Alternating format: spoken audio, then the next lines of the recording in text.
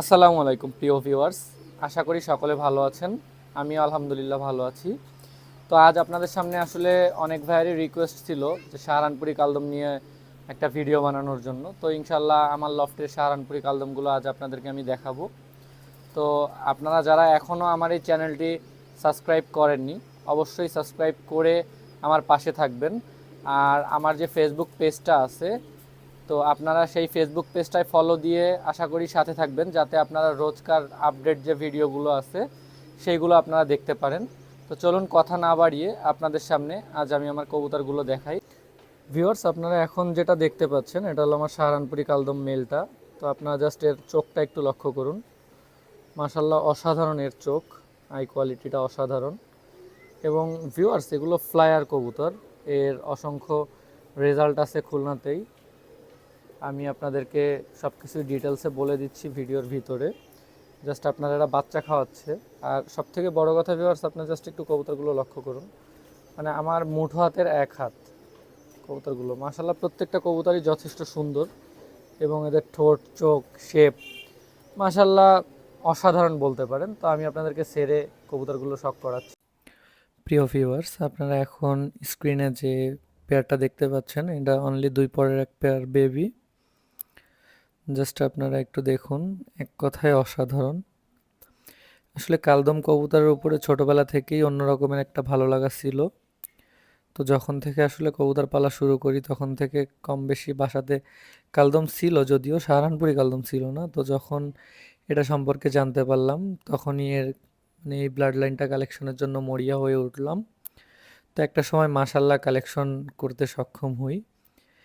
এখন মাশাল্লাহ আমার বাসায় এদের যথেষ্ট পরিমাণে কালেকশন আছে। আপনারা জাস্ট একটু বেবি পেয়ারটা দেখুন। এটা ভিউয়ার্স ওদেরই প্যারেন্টস। জাস্ট দেখুন, এই ব্লাড লাইনগুলো আমার কালেক্ট করা যদিও আরও প্রায় 4-5 বছর পূর্বে। জাস্ট আপনারা একটু এদের চোখ কোয়ালিটি, স্ট্যান্ডিংটা একটু লক্ষ্য করুন। যদিও এরা বাচ্চা খাওয়াচ্ছে যার কারণে এদের স্ট্যান্ডিংটা পূর্বের মতো নেই।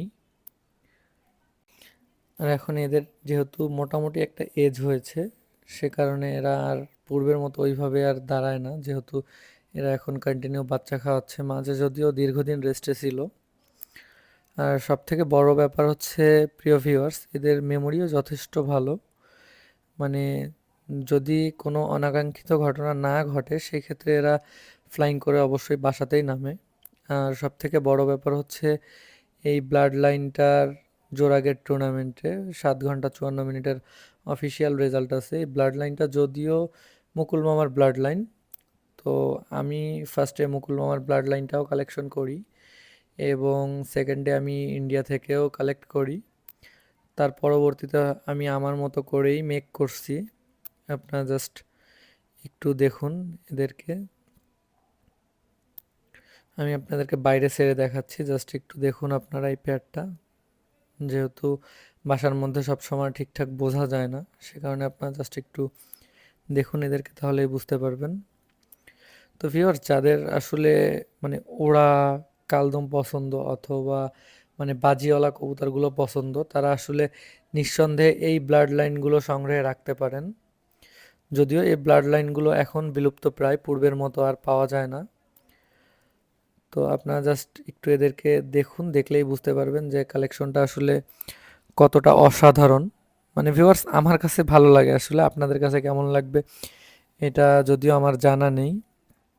কিন্তু আপনারা এদেরকে দেখুন, আশা করি যারা কালদম কবুতর ভালোবাসে বা পছন্দ করে তারা দেখলে এক কথায় এদের প্রেমে পড়ে যাবে। আর কালদম কবুতর নিয়ে আসলে ভিডিওটা মেক করার কারণ হচ্ছে অনেক ভাই রিকোয়েস্ট করছিল যে আমার লফটের সাহারানপুরি কালদমগুলো দেখতে চায় বা একটা ভিডিও করার জন্য। সে কারণে জাস্ট ভিডিও করা। তো আমি জাস্ট আরও কিছু কবুতর ছেড়ে দেখাচ্ছি, আপনারা দেখুন। ভিউয়ার্স, এই পেয়ারগুলো যদিও আমার বাসার মেন পেয়ার। তো যদি কোনো ভাইয়ের প্রয়োজন হয় সেই ক্ষেত্রে বাচ্চা দেওয়া যাবে। যদিও মাঝে অনেক ভাই আসলে সাহারানপুরি কালদমের বাচ্চা চেয়ে পায়নি, কারণ দীর্ঘদিন এদেরকে রেস্টে রাখা হয়েছিল, ব্রিডিং করা হয়নি। বা আমি এই কবুতরগুলো সাধারণত খুব বেশি একটা ব্রিডিং করি না, তো এ কারণে আসলে অনেককেই বাচ্চা দিতে পারিনি।